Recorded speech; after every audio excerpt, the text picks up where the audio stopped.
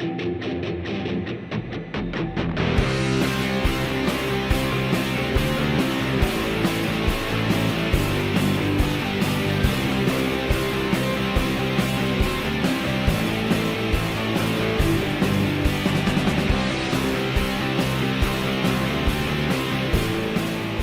when you thought it was safe to go back in the water, I thought we were in Bangkok. David, I don't know. David, get out of here. Go, go, go. Welcome to the webinar. Just when you thought it was safe to be back in the water. Bangkok, get up, stand up. Critical insights for Thai tourism and hotels. I'm David Johnson. I'm CEO of Delivering Age Communications, and Bill Burnett from C9 Hotel Works. And today, there's nothing else. The sharks are out there. And what we're doing is saying what is happening right now in the marketplace. I think that's a great thing. Next. Right now, what comes next? Hey, David, going backwards, who do we have speaking today? We've got some great speakers. In fact, I'm going to move out of the way a little bit. We've got Stefan Banden Awele, who's the Chief Hospitality Group Officer from Asset World Corporation. Thanks very much for joining us, Stefan. We've got Jesper Palmquist. Jesper Palmquist is the Area Director, Asia Pacific of STR. We've got Nick Jensiri Ratanakorn, who is who's the director of Thailand for Horwath.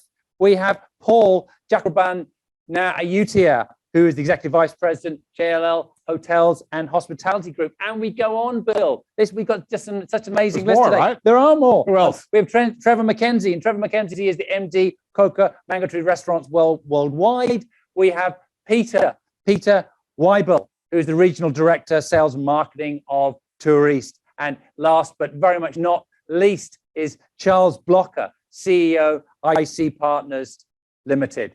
Thanks, gentlemen, very much for joining us today. Any notes today, David? Any particular notes? Any particular notes? What are we doing?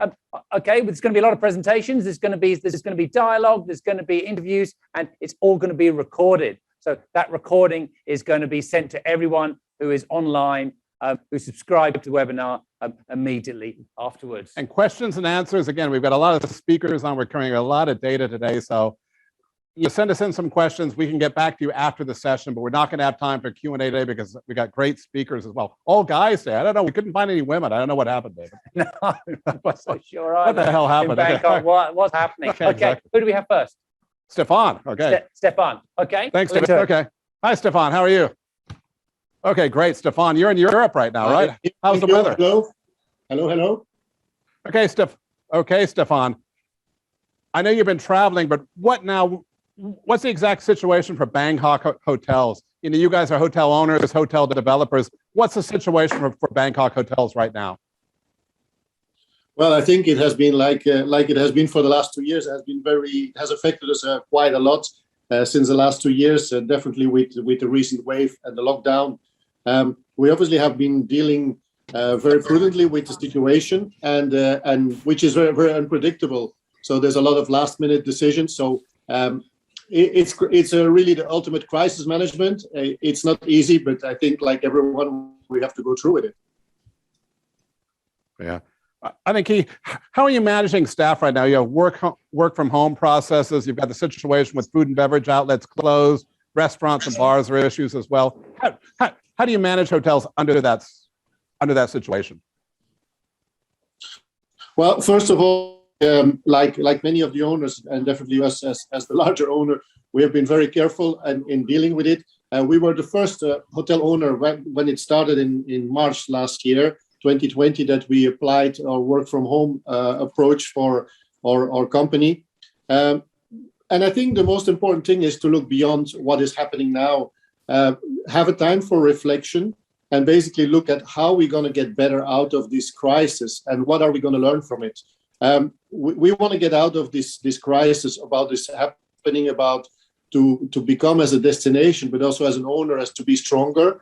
We're looking at a lot at how our operations are functioning, looking where we can become more efficient to see if our products are still relevant for the next generation of travelers. So we cannot change the reality of what's happening around us. We need to be resilient.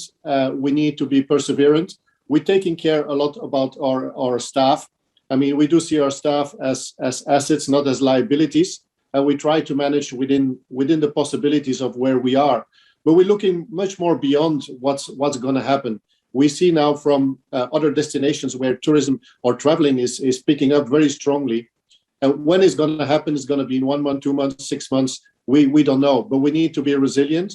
And again, we need to learn from it. I think, as mentioned, what is working, what was working, rather than just doing day after day the same over and over again. How can we be more competitive?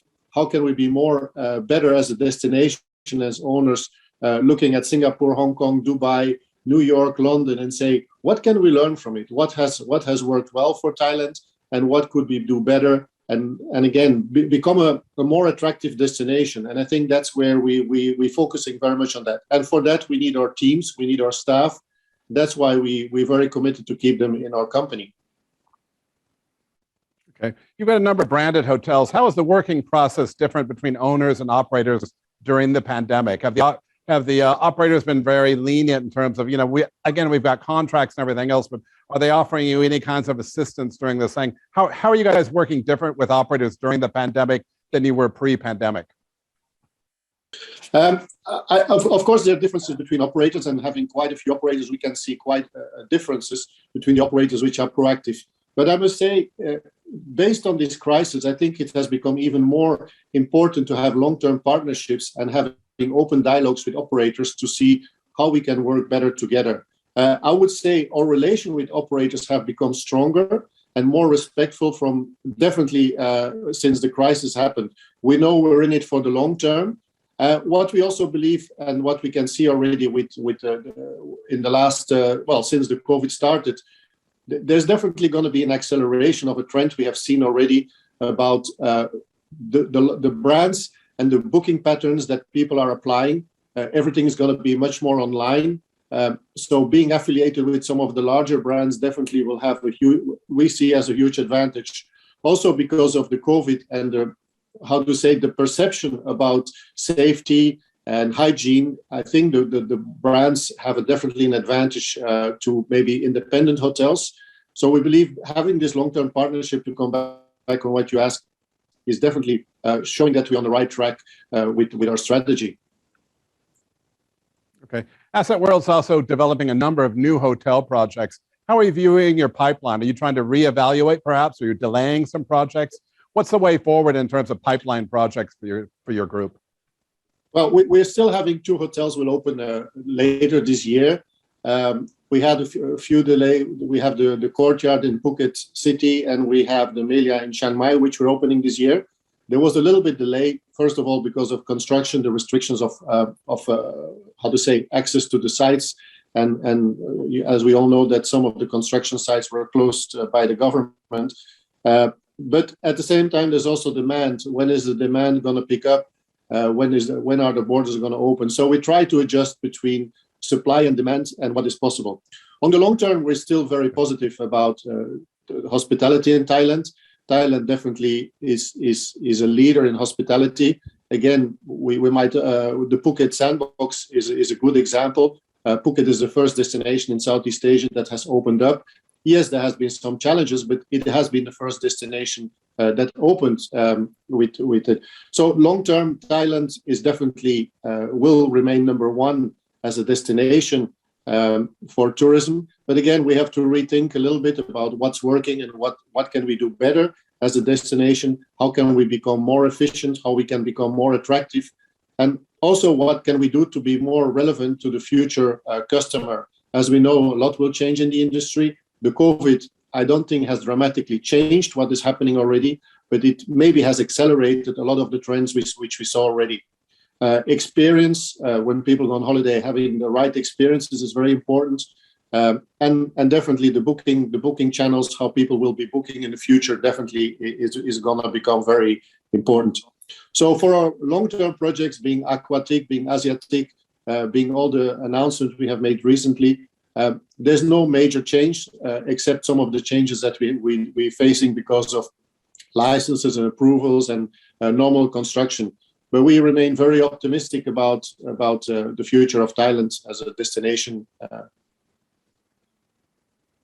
Okay, Stefan, I think we're just about out of time. Thank you so much today. And I think that's great insights from Asset World. It's good to know the projects are still going through. It's good to see people still have confidence in terms of the pipeline. David, Thank you, Stefan.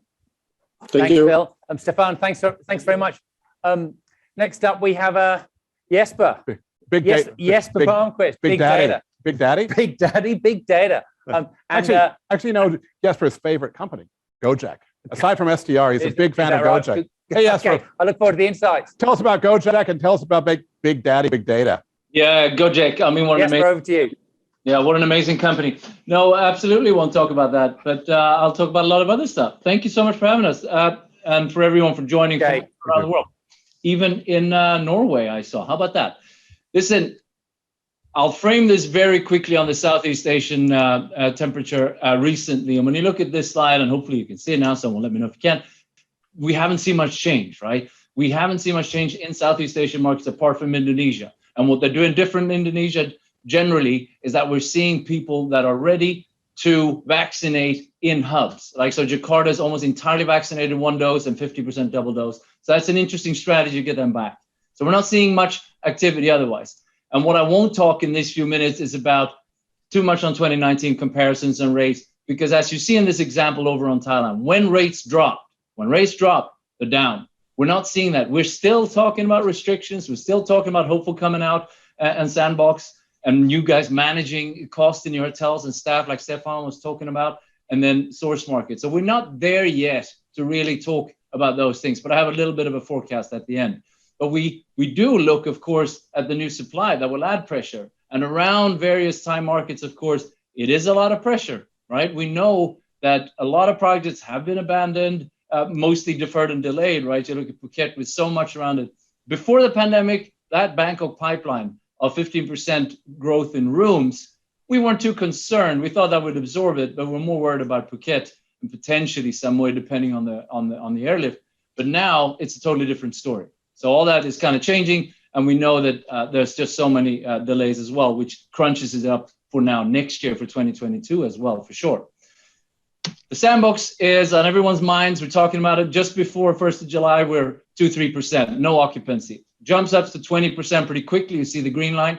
Doesn't impact RevPAR down there so much. We got a good, for once, right? We have for the first time in 16 months something fun to talk about. 20%, it's hitting there.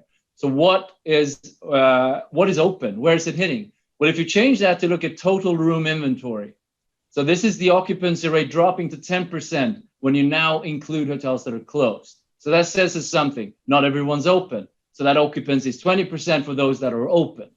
So what is open? Well, just before the sandbox, we had about 65% of the keys were open. During the sandbox, now we've seen another few points added, but we're still the number of hotels that are closed. So where do all the sandbox people go? Well, as everywhere throughout the pandemic, luxury and upper upscale is one, especially when it's a resort like this, they get higher occupancy. The dark green line is clearly above with almost 10 points higher. Where in Phuket do they go? Well, if we skip our normal sub-markets and just look, what were the occupancies around the island, right? So you'll see the differences. And this has to do with property as well. So Patong, obviously very popular for in normal trading conditions, going out from international travels. Now it's Laguna, Surin, and Kamala Harris land. I mean, you're seeing those markets getting way more, right? So that's interesting because it depends on what properties are there, right, in these particular areas. And it's also, when you look at this, smaller properties. So less than 75 keys captured way more of the sandbox than others. So high-end, small properties, and around Surin, Kamala Beach. So that's kind of the takeaway from where it was. If we switch over, you're probably familiar with markets like Hua Hin that looks Saturdays, drive to spike and gently just downwards, and some way getting some spikes, say Songkran and New Year's. We remember 9 months ago, Hua Hin had 75, 80%. Great weekend, people driving down.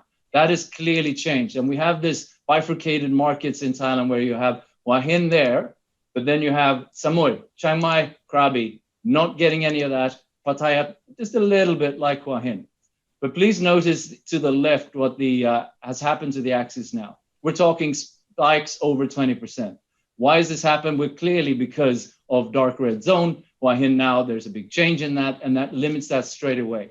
So where do we jump from that? If domestic sandbox is out, if Hua Hin is out, where do people go? They go to outside Bangkok. They go to surrounding Bangkok. They're no longer downtown. So we saw the last 3 weeks when things started to change in restrictions, we see it on a day. It just spikes up straight away. And that speaks to the demand, right? People will take any opening, doesn't matter what it is, and they will go straight away. So 10-point difference straight away in surrounding Bangkok to get a pool villa and or dine out or do something out there where they couldn't in central Bangkok. So let's look ahead. What's on the books for Bangkok? So I took 5 snapshots in time in the last 5 weeks. And the only reason for that, just show you, it's absolutely consistent. In terms of the occupancy rates, wherever we are in time looking at it, it's the same. It's a very short lead time because it's ASQ, that's mostly what it's about in Bangkok, and then it limits down. In terms of pickup and changes, the last 2 weeks, just some cancellations. That's when the purple line goes below 0. All of a sudden, regulations, restrictions, I will cancel, maybe go outside Bangkok, whatever they can do if they can't go to the sandbox anymore either. If we look the long way, if we look further out, 365 days or a year out, you have a little bit around New Year's, but it's not about Bangkok. It's not about Bangkok. It's about the islands, because we know anecdotally, we talk to tourism and travel agencies that say like, no, it's booking for December and January with full cancellation policies, but it's hitting the islands directly and less so in Bangkok. It's too much uncertainty. So when we look at that pickup race, it's absolutely slowing down. See a little bit of a limit there and some cancellations. That leads me to the final point on forecast. How do you forecast Bangkok now? We just updated for Bangkok, and what we did, because of the Delta variant and what's happened, we basically moved these lines slightly to the right and the numbers down. So you see a demand index, which we've kind of kept all along. 24, 25, you see demand. The rates up pretty decent about already in 2023. But the challenge is just when you combine that, we're looking at 23 at the end. So for me, next year, if we can reach, say in Bangkok, 50% occupancy on the full year, next year, I think that's kind of stretching it. It takes longer than you think, and that's where it is. So right now, for me, it's the sandbox, building on that concept, growing it, making sure it works better for the Hua Hin recharge and all the other markets that can do something. Otherwise, get out in the countryside. Enjoy that while you can. And one last point, I just did another webinar where I polled about a couple of thousand people, which market will go first into 2019 levels, Bali or Phuket? Good news for Phuket, 62% on that poll just 2 hours ago voted Phuket over Bali. Maybe that's something. Listen, thank you, everyone. I appreciate everything doing these webinars as well. Thank you. Thank you, Jesper. Thank you, Jesper. Big Daddy, Big Data, right? Big Daddy, Big Data. Jesper, can you show us your T-shirt? I want to see your T-shirt. Come on, you put something special on for us as well. I dressed up. Stand up. Now you're talking. I got a tux. I got it to see. Beautiful. He does have a blue blazer, but it's even better. He's got formal. Big Daddy, Big Data. Jesper Palmquist, thanks so much. What's up next?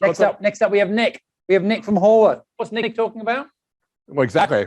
We're in tough times right now. And something when we look back, we're saying, what's the impact of the pandemic? What happens when low occupancy and everything else? You cut costs. And that's going to be a topic Nick is going to cover today, as well as the Bangkok pipeline as well, with a lot of hotels in the pipeline. And what is the situation now for expenses? And also, what's the situation? It was brutal in those days, David. Brutal in those days. Pretty brutal now, too. Right, Nick. Sharks as well. Yeah. So, okay. Nick, how are you? Some hardcore data from Nick coming up. I'm good. Thank you, Bill. Let me just okay. 1 second. Okay. So today we'll touch on the 2 hot topics of Bangkok hotel market. So first thing first, let's start with supply. Like it or not, we often hear comments about Bangkok's oversupply situation, and hotels here are among the cheapest in the region. Is that the reality or just an exaggeration? So at the end of this session, hopefully we all would have some answer or better idea on the supply side. First of all, I must say to analyze hotel market supply is almost like a mission impossible task to begin with, as this is an extremely difficult task to find a single source with complete statistics. Based on several sources that we collect data and our market knowledge, it is expected that Bangkok has about 200,000 hotel rooms. And from 2020 to 2025, there will be over 90 hotel openings with additional 20,000 rooms at least. We choose to include 2020 new openings in the pipeline because these projects have not been absorbed by the market due to the pandemic disruption. On top of that, another 14,000 rooms, which is about 36% of the pipeline, are believed to be waiting in line to be operational from 2026 onwards. They are at an early planning stage and include projects on hold and some opportunities that are not officially announced and confirmed, which we label with TBA in the following slide. In the supply pipeline, we have separated rebranding from new build. We should bear in mind that rebranding may or may not have the same impact to market conditions to new build, depending on the amount of work and time spent on the project, the scale, and the strategy. For Bangkok, rebranding accounted for about 20% during 2017 to 19. This is largely driven by the relaunch of Marriott Marquis in 2017 after a long closure for renovation. This is a special case because the hotel has made a very strong comeback with a much enhanced appeal and has quite an impact to the surroundings. However, generally, most brand conversions need relatively short lead time from signing to opening.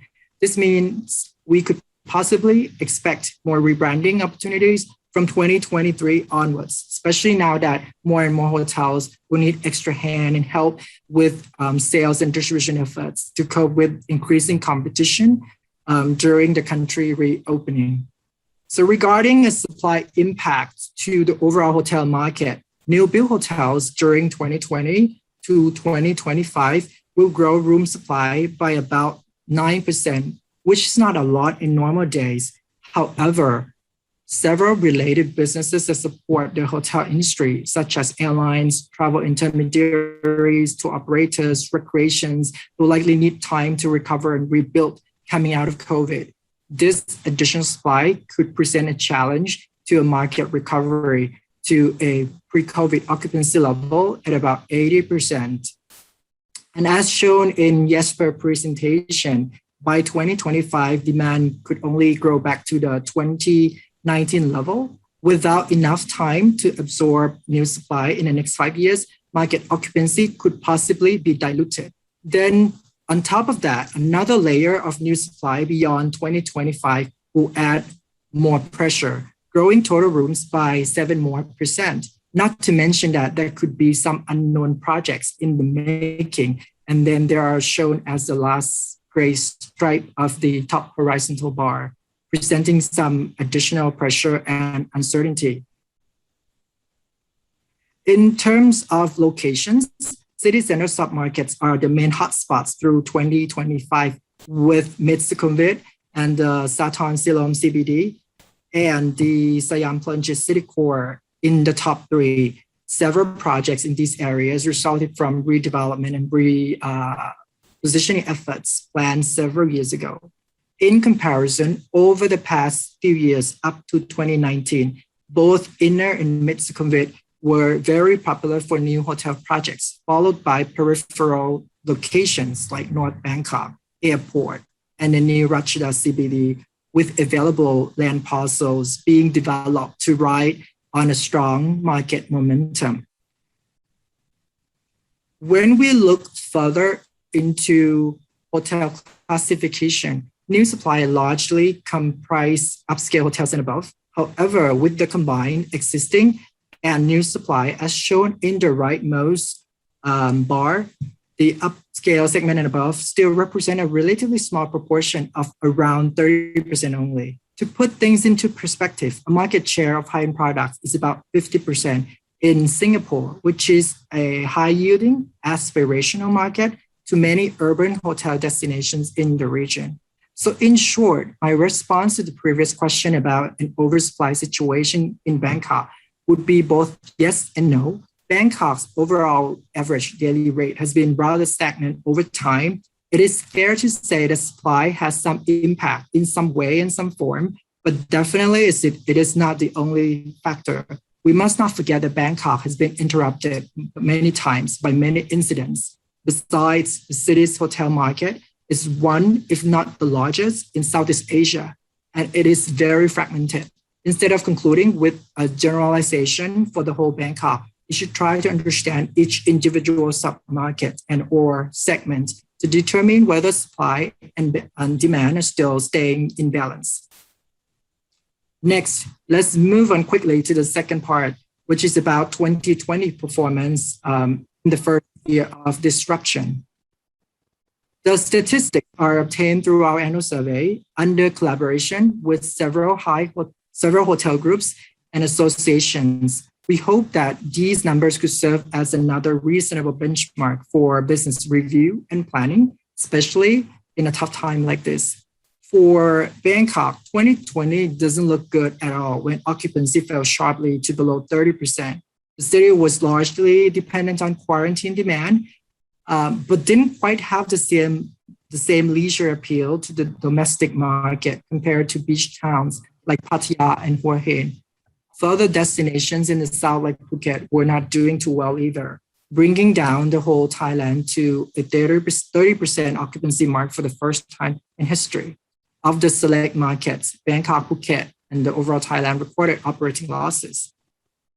When we make a year-on-year comparison, Bangkok's total revenues per room decreased by the largest percentage relative to other select markets.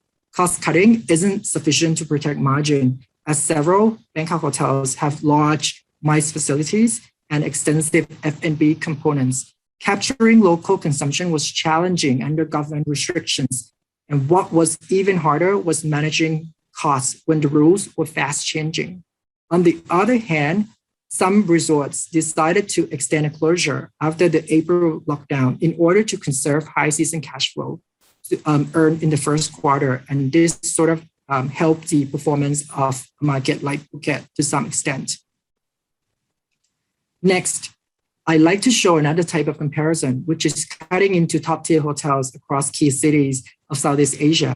Top-tier hotels refer to properties in the upper upscale segment and above, so-called five-star hotels, and figures are shown in US dollars for apple-to-apple comparison. Most cities, except for Singapore, saw an occupancy fall to 30% or less, which was a major reason for a significant revenue shortfall.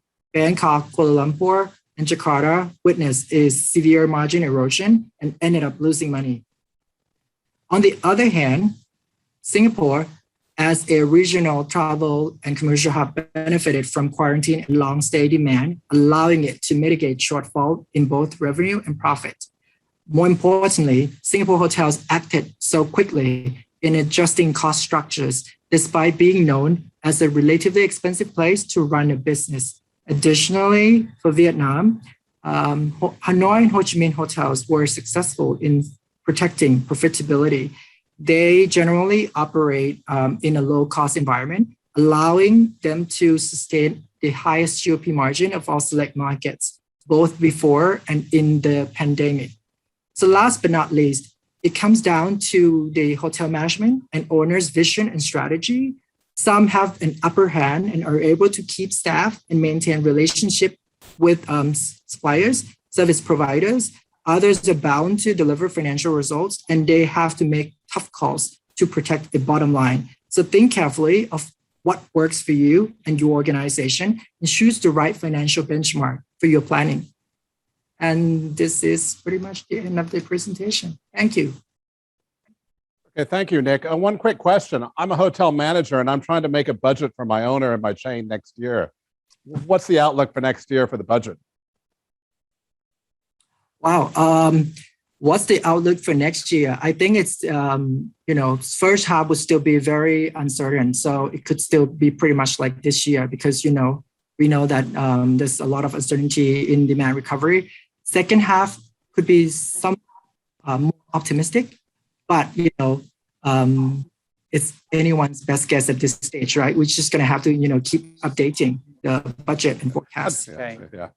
I think one interesting thing we're looking at for hotels is we're almost at the start of a new cycle, and we're saying if you're going to look at a hotel, you're going to go back into a new cycle. It's going to take 2 or 3 years, and you're going to see the same like a new hotel opening. You'll see the whole pattern, same trajectory. You're going to see expenses go down as revenue comes up, and it's going to be a cycle. It's not going to be overnight. It's going to happen 3 months, 6 months. It's going to be the same process. That's kind of the best way to look at budgets, like opening a new property as well, because we're going pretty much from zero, right? Okay. Okay. David? Yes, a little bit grim out there, but let's look. The sharks are out. Let's look to the future and be positive. We've got Paul up next. Paul is the executive vice president of JLL. Paul, are you with us? Yes, David. I think, Paul, today you're going to be talking about, again, do you want to buy a hotel, or what's the situation for transactions? It's not week in, week out. I get a call saying I want to buy a cheap hotel. I want to buy a hotel 50% off. I want to take advantage of the pandemic and everything else. What's the situation on the ground in Thailand for hotel owners and for people looking for properties as well? What's the transaction activity looking like as well in terms of reinvestment into hotels? So give us some insight, Paul. Yes, Bill. I'll bring up the presentation, but in a nutshell, the momentum is back, and we're seeing a relatively normal average year in terms of transaction volume at about 10 to 12 billion baht. So it's good. It's a good bounce back from last year and the year before. And just thank you everyone for signing in. It's a pleasure. I hear the turnout is phenomenal. In terms of hotel investment activity in Thailand, I just wanted to start with the big picture of Thailand, and then coming into Bangkok. As you can see, Bangkok in red here has been a major contributor to Thailand hotel transaction volume over the past decade. And last year, we only recorded 1.9 billion baht of hotel transaction. All of those transactions were agreed pre-pandemic. And it should be noted as well that we don't include related party transactions on this chart. So for example, the sales of Capella, Bangkok, Four Seasons Bangkok, and when the JV partner of Peninsula Hotel bought each other out, we did not include those transactions for the 2020 volume. In terms of 2021, this year, 2.7 billion baht have completed.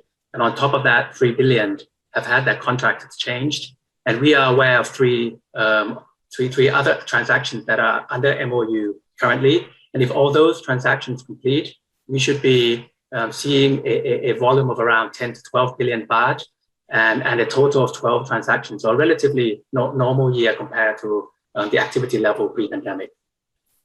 Some of the notable transactions that we saw this year that have completed: Sigma Resort Jomtien Pattaya, Sanyapura Sports and Health Resort in Phuket, the Manatai portfolio where there was one hotel in Samui, one hotel in Phuket, one hotel in Khao Lak, Centara Azure Hotel Pattaya, and Hilton Garden in Phuket Bangtao.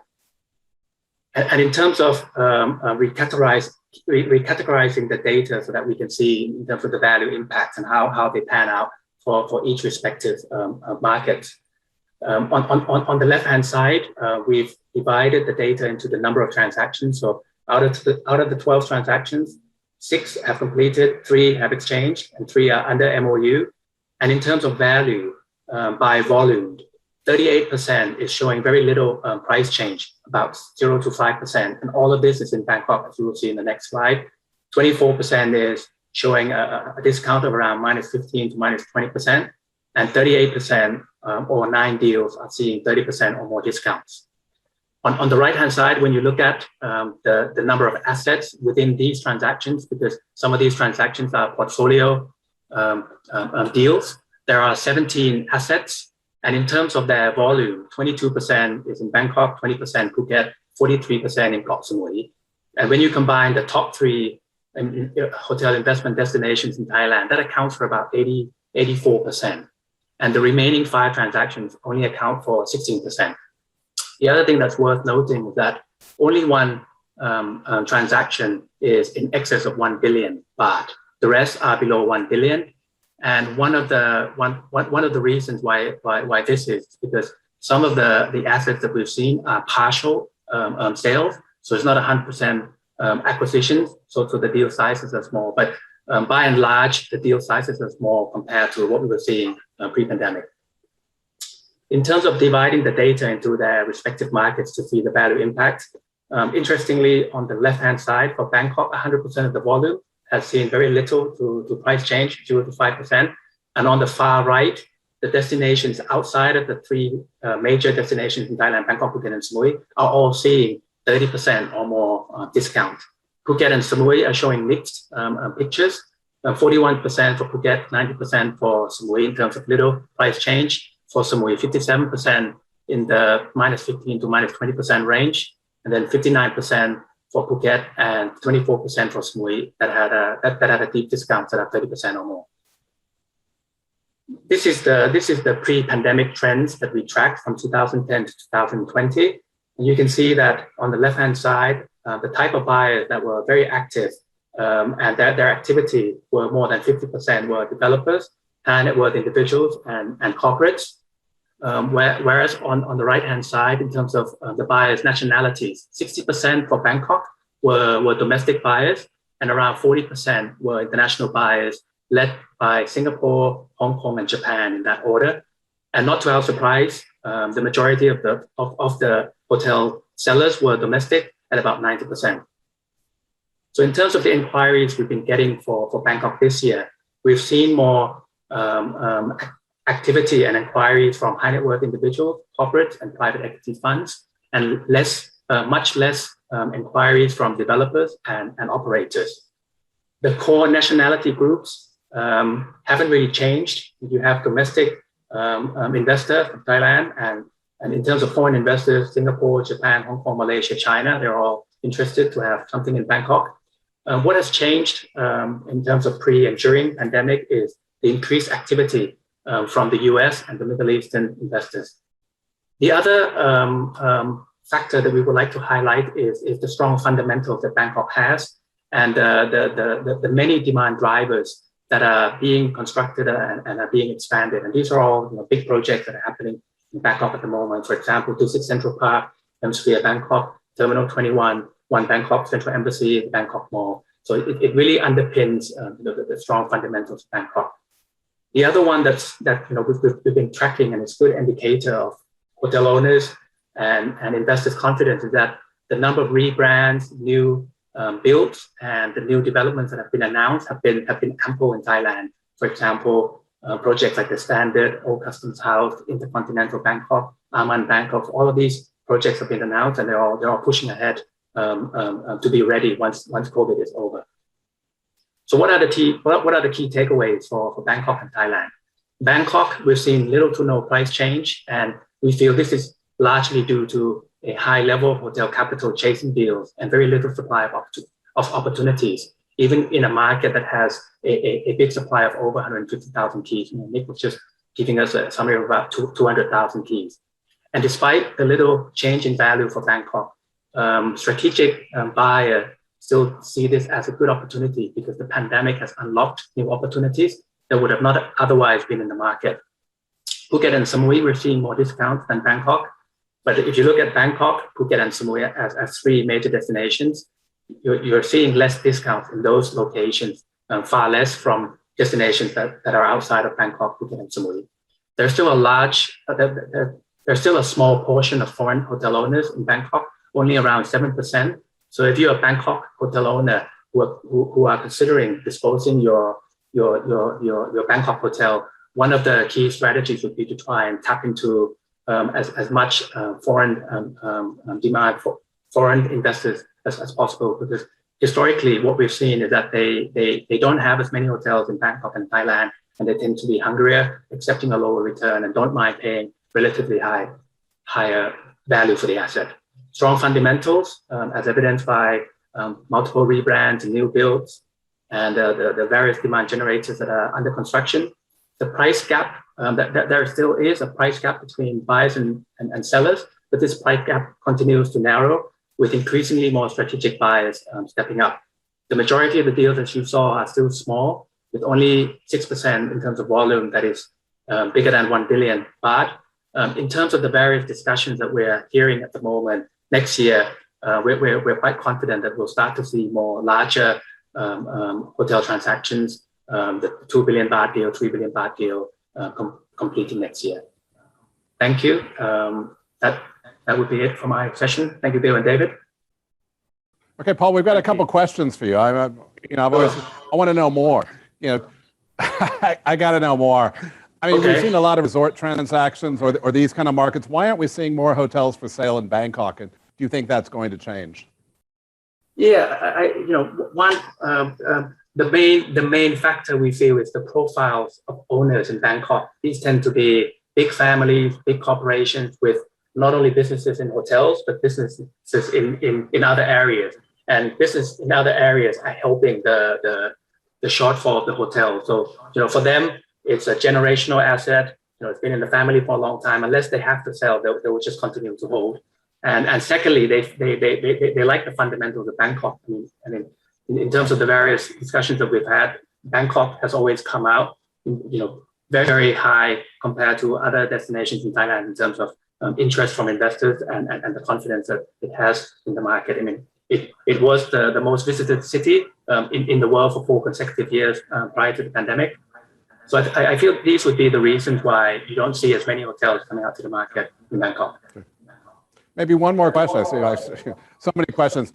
What about debt? I mean, the transactions you're seeing are these cash buyers? Are they buying off balance sheet? How important is debt to the hotel transaction process during the pandemic? Yeah, it is important, and we've heard more and more in terms of the challenge and the struggle for some investors to acquire debt in order to complete the transactions. A lot of the transactions that we've seen are either cash buyer or buyers with very strong credit that they know that the bank would be supportive and lend to them. But you are right, Bill. I mean, we do come across a number of investors where they say that during this time it's very difficult for them to obtain debt, which lowers the number of participation. Okay, thank you, Paul. Great presentation. You got a great big living room there as well. How do you get housekeeping in for that? Okay. This is our new that's our new office in Bangkok. Not my house.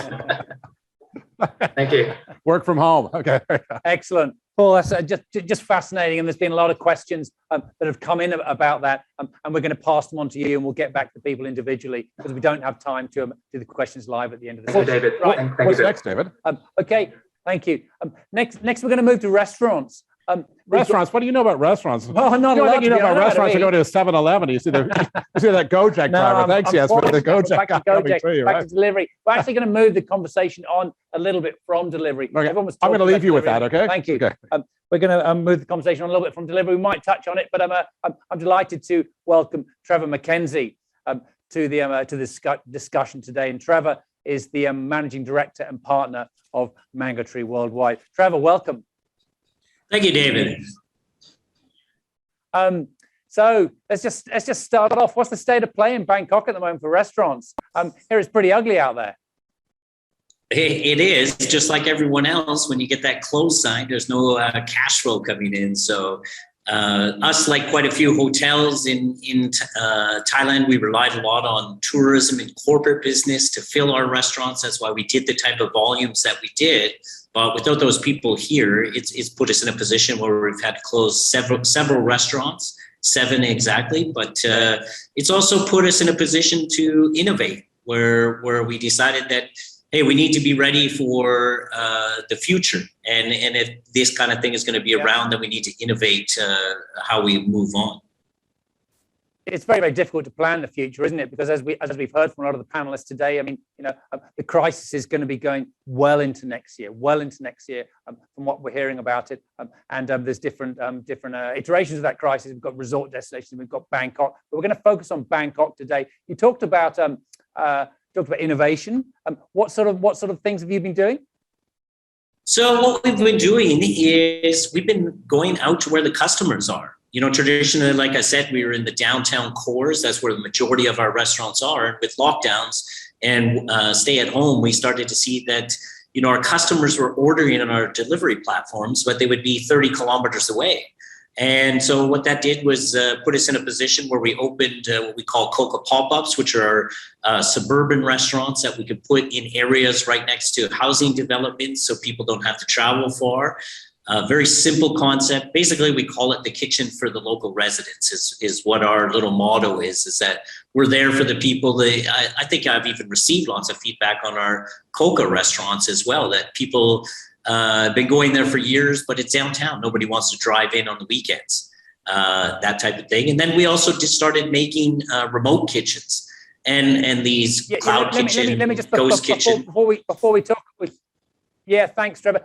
I'm sorry to cut you off, really sorry. But I'm just fascinated to know a little bit more about Coca. I mean, I've lived in Bangkok for over 25 years and have dined in Coca a lot. And I know Coca is quite the heritage. Coca actually started off as downtown, right? Silom, you were in Silom. Yeah, Soy Decho was the first restaurant 65 years ago.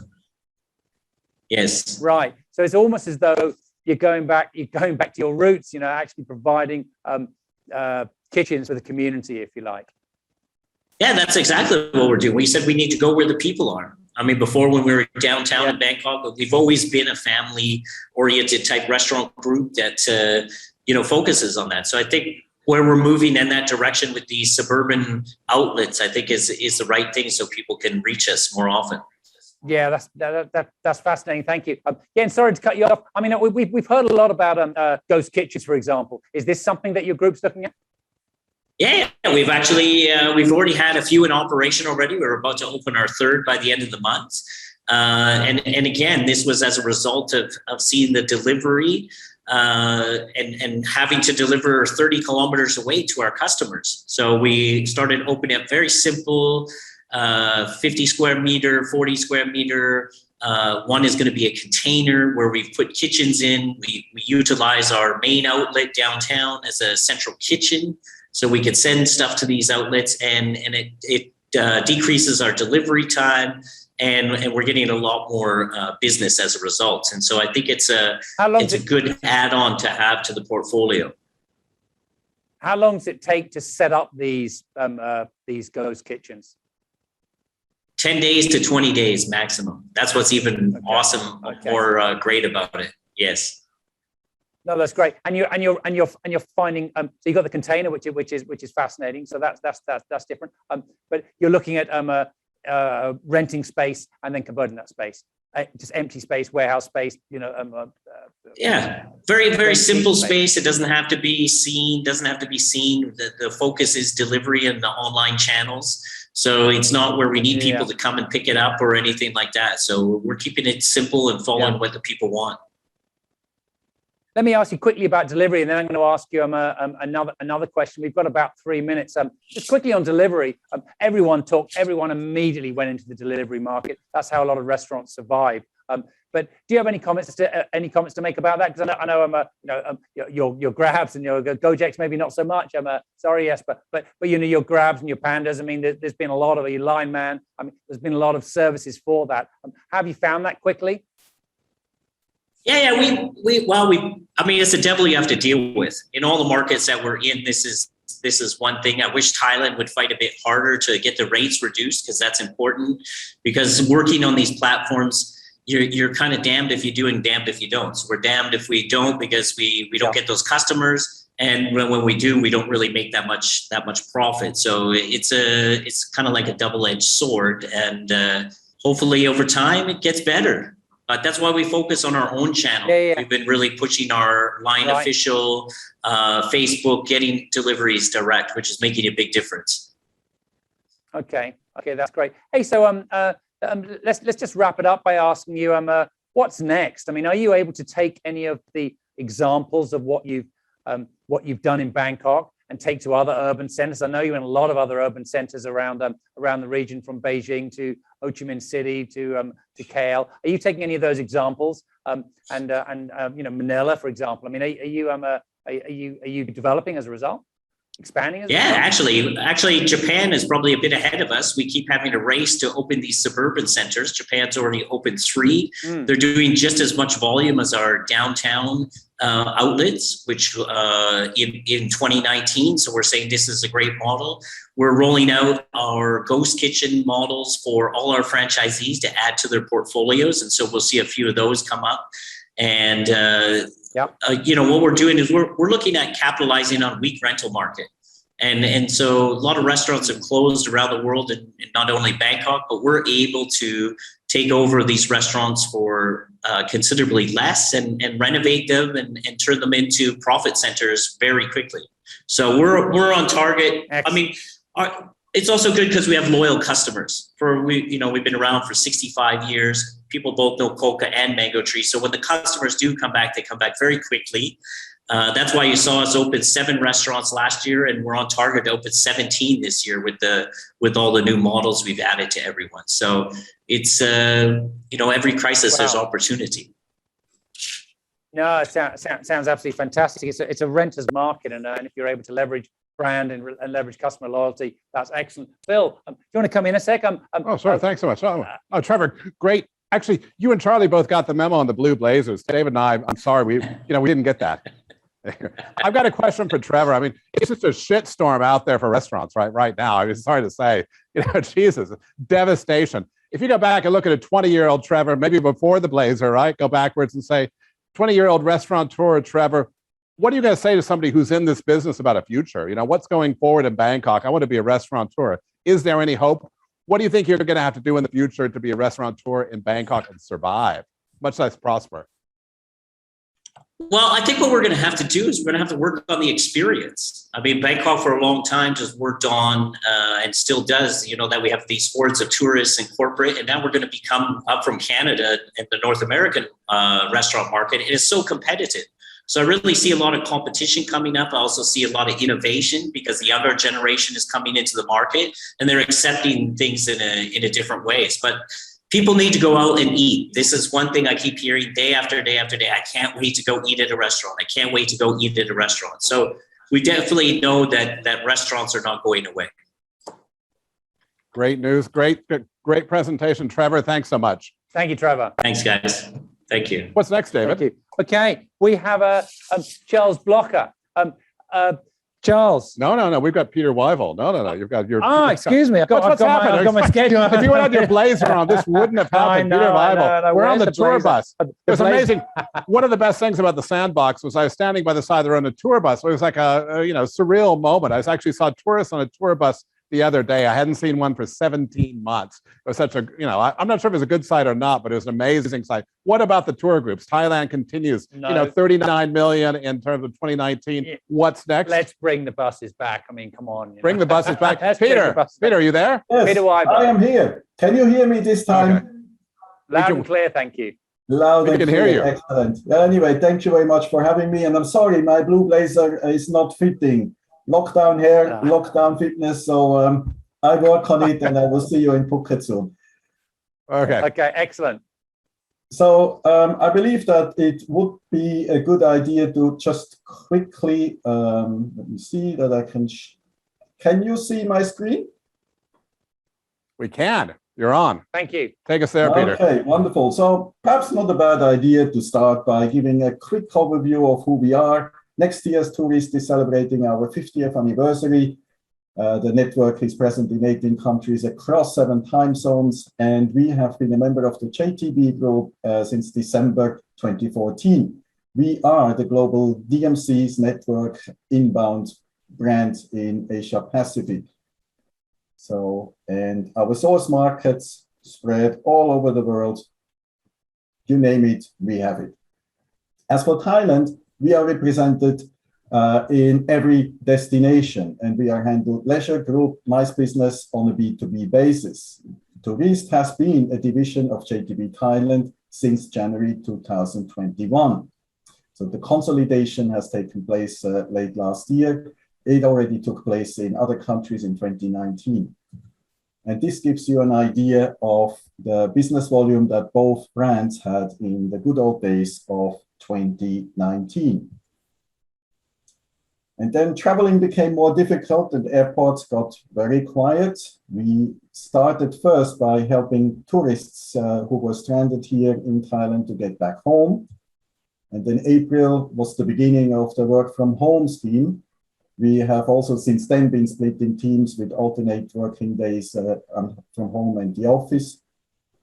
Most of the movements have been, in the last 16 months, have been bookings either canceled or moved forward to next year. And we've been doing that since it started. I mean, we have bookings and group bookings changed 5-6 times, even for groups. With no prospect for a return to operating on regular services anytime soon, no pay leave schedules were implemented. In addition, team members have been encouraged to take extended vacation or consider early retirement. There have also been redundancy, a few in conjunction with the merger at the end of last year. But then also quite a few staff left the tourism industry altogether. We obviously wanted to ensure that we are ready when the pandemic is over, whenever this is. This is not always easy, for many hotels and suppliers have been closed, some potentially for good. Most others have worked with reduced staffing, similar to us, and often focused on momentary opportunities that were offered. Some hotels were in the food business rather than rooms, so that has often been a challenge for us. However, the same also applied for tour operators around the world who were either closed temporarily, worked on furlough, or totally focused only on destinations that were opened and could be sold at that particular time. We used the downtime to learn a few things. Unfortunately, cutting lockdown here is not one of these things that we could learn, but we managed to get a lot of things done. Number one, we worked with reduced staffing and in different locations and during different alternating schedules. This meant that staff members had to learn, go and work beyond their usual functions.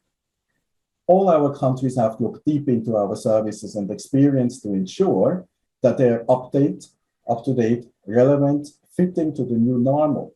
This includes potentially still applicable physical distancing rule as well. So any service that we offered, we had to offer according to social physical distancing rules too, which makes services a little bit more expensive.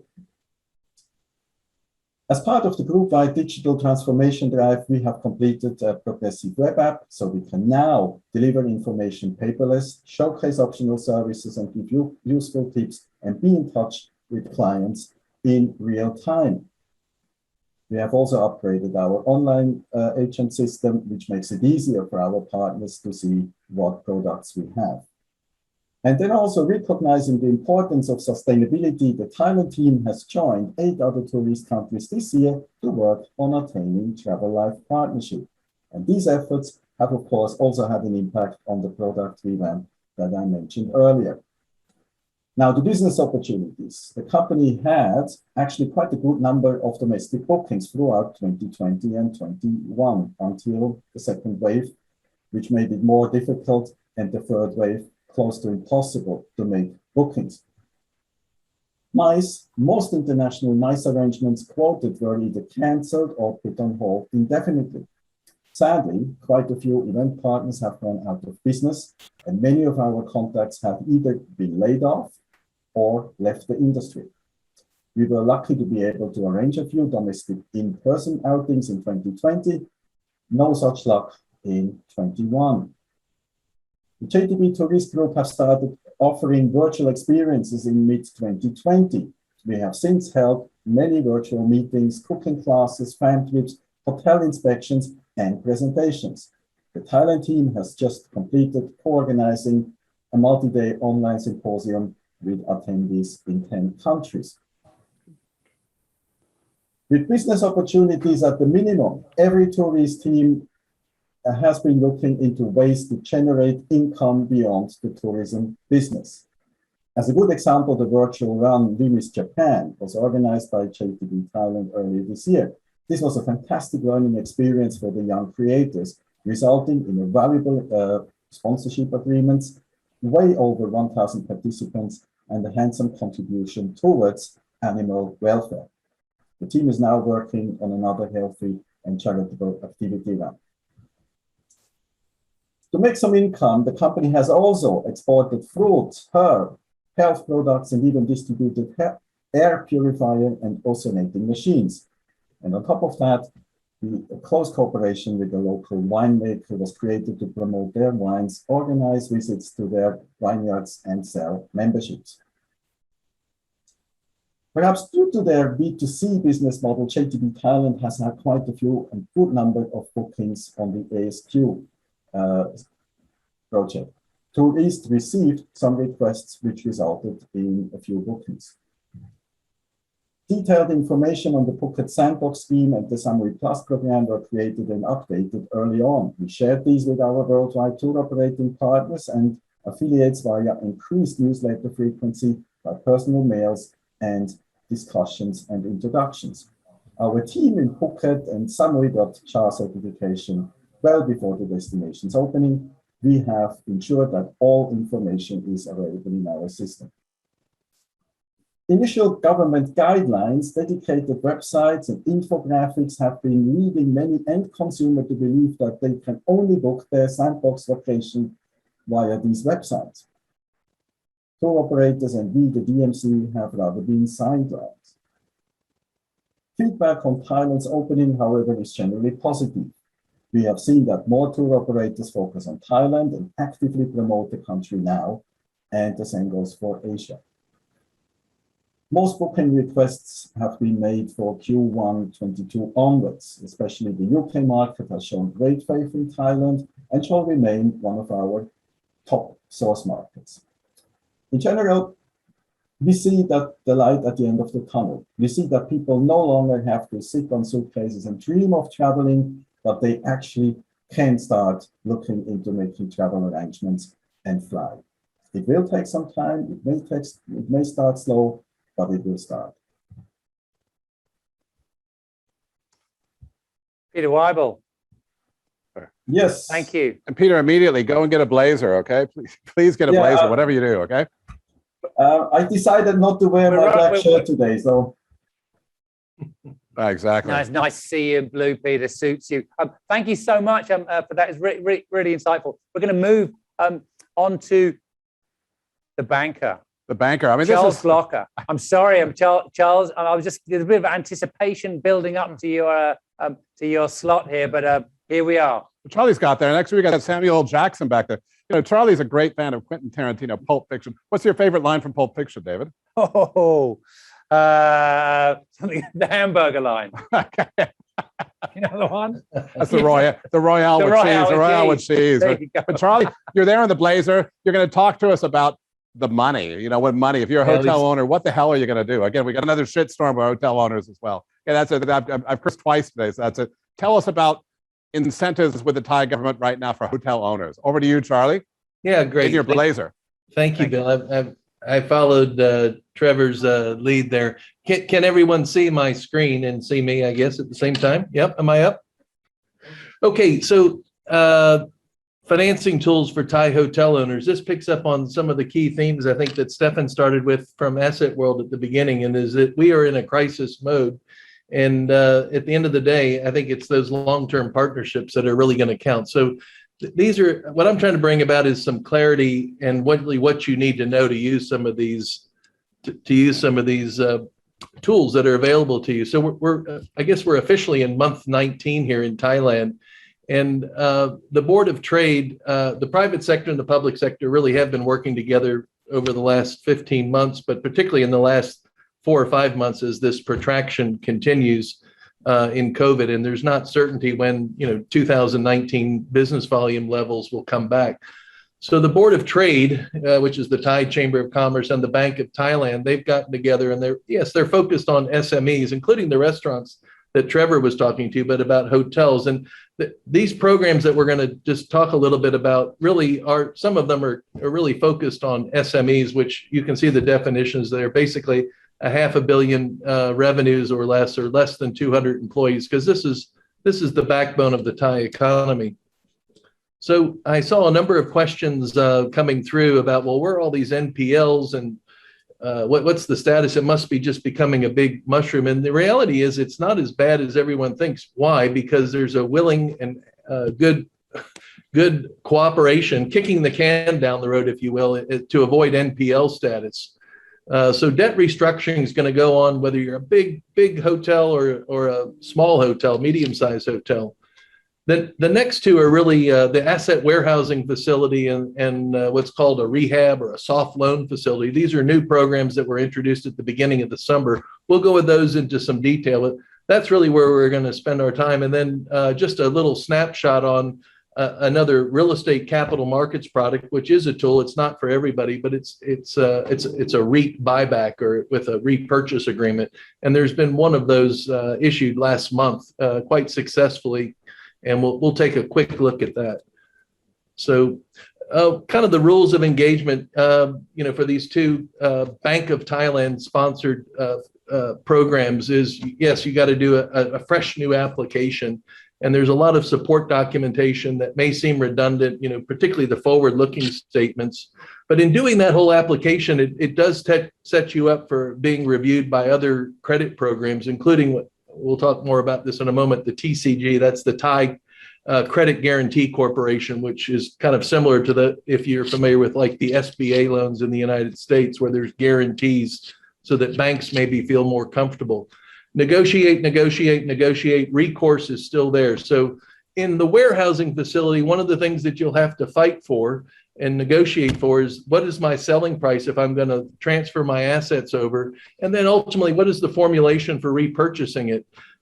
At the risk of stating the obvious, there is a strong preference for from the banks, from the credit underwriting community, even with the support of the Bank of Thailand, to do these schemes with owner operators who want to repurchase, as opposed to someone who just is an owner and just sells back. But there's certainly exceptions.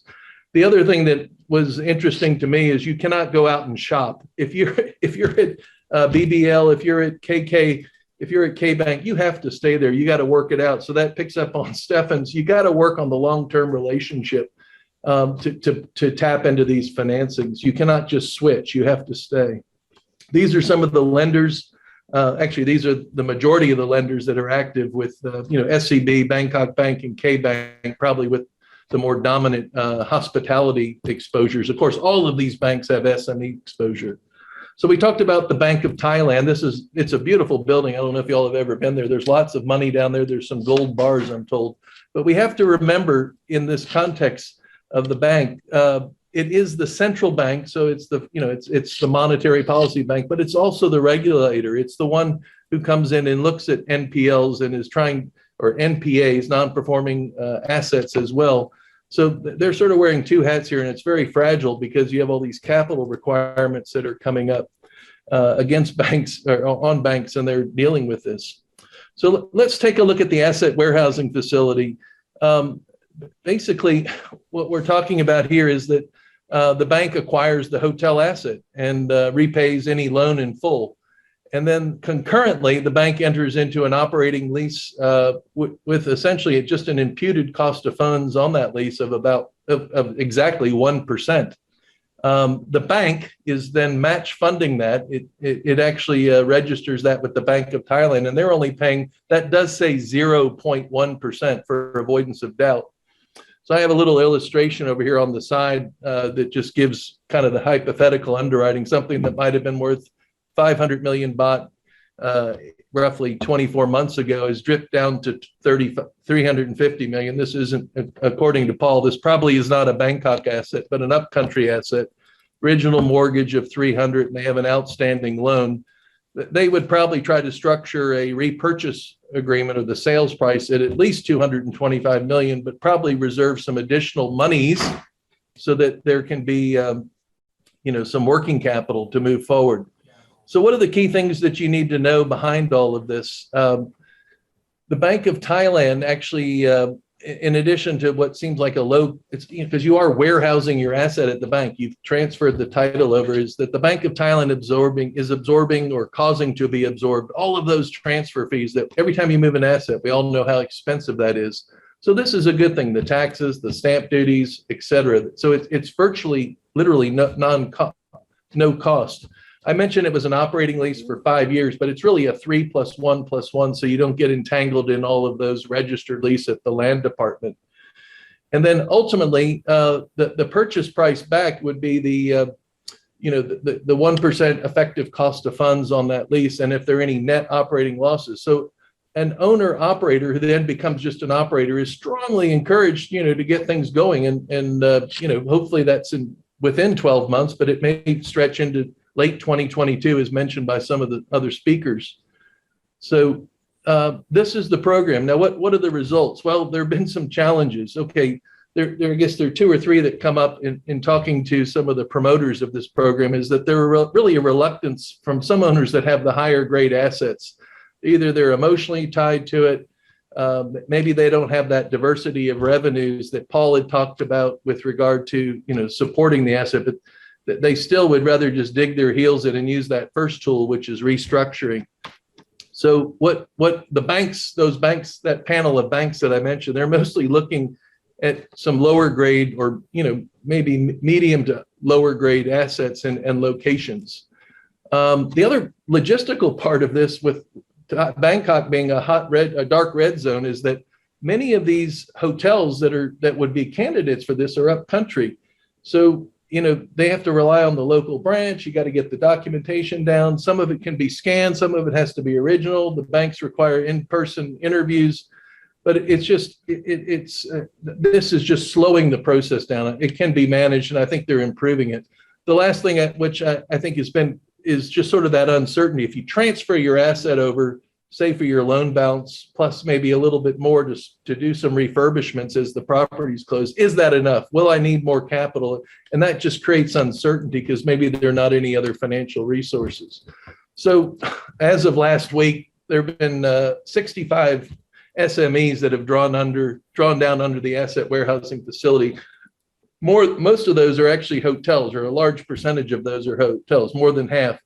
So the total outstandings is 10 billion, and the average loan is about 155 million.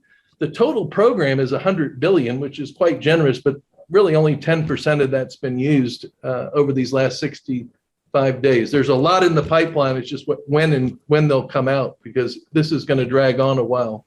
I want to talk about the soft loan facility, which is no great shape. Charlie, we just got a few more.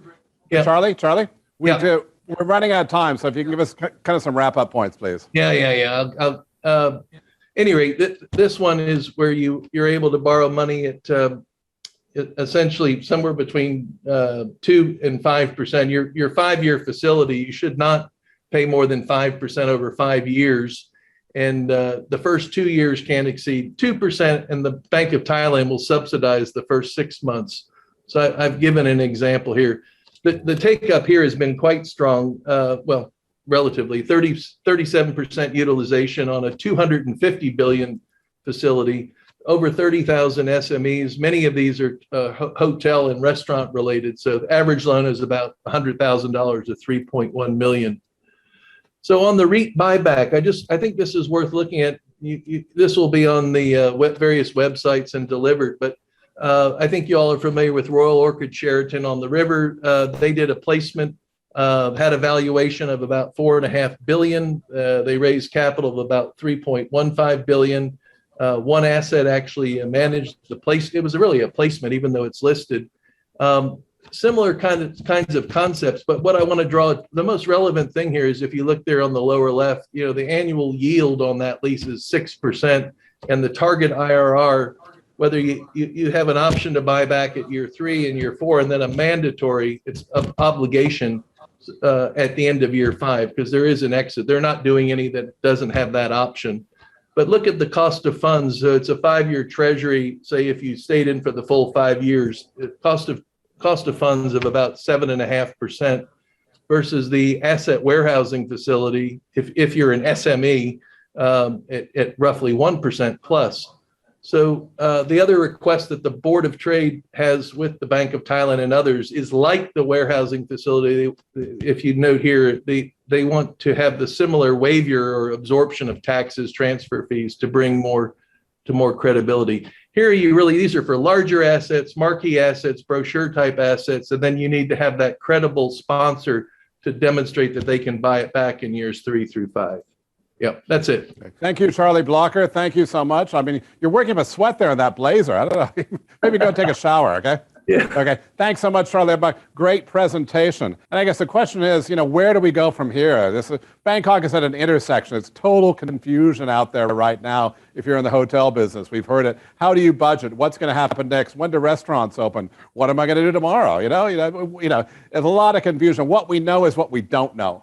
The one thing we know is you have to live to learn with COVID. We're going to have to learn to travel again with COVID. This is going to be the only way. We can't sit and do nothing. So that's the point we're stressing. We've seen the sandbox working towards that, and Thailand has to get back to business. We've got to open up Thailand again. We've got to look at the 120-day, the October reopening, and Bangkok has to be reopened because we're sitting in Phuket. It's okay to say Phuket has a sandbox, but Phuket doesn't function without Thailand. This is all part of the same market, and it's part of the same equation. So I think that's the important thing that we're ending today. We've had some great presentations. We've tried to bring you up-to-date information. And again, what we know is what we don't know. It's going to change tomorrow. It's going to change maybe in 2 minutes from now, right?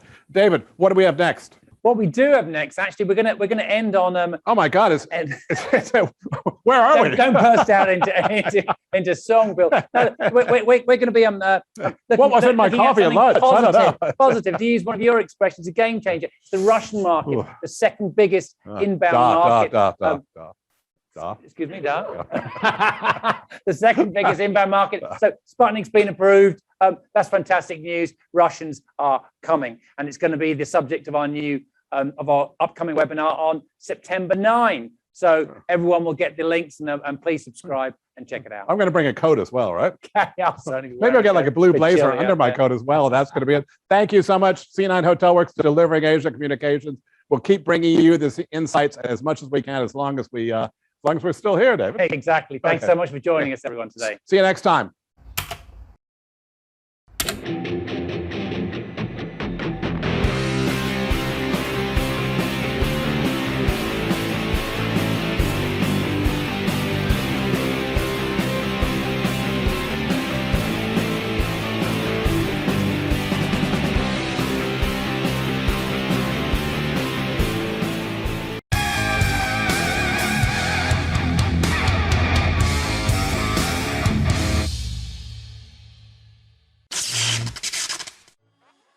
Hi, my name's Ashton. I'm a creative director here at Creative Concept AV, and I'd like to show you around our digital studio. So behind me, we've got a 4K LED wall. We've got studio lights up the top here, some ambient light columns, confidence monitor on the bottom, and a 4K camera. If you come with me this way, I'll show you what's actually behind the studio. So over here, we've got Toto manning the actual stream that goes out to the internet. We've got Andrew on our video switcher, and we have Piwat on our 16-channel digital mixer to handle all the microphone and sound inputs. This is the type of studio that we use for our online events, and we actually set it up in a single day here at Sai Laguna Phuket. It's a 5-star beach resort, so at the end of the day, you could walk out the door and jump straight into a swimming pool if you wanted to. We have a sister studio in the Grand Hyatt Bali, which is a green screen studio. And for events that we've done, we've actually built studios around the region to be able to support the kind of online events that we do. That's just a little bit of insight of what we do. So if you're interested in this kind of thing, Creative Concept AV, give us a call, and maybe we'll do your next event. Thanks very much.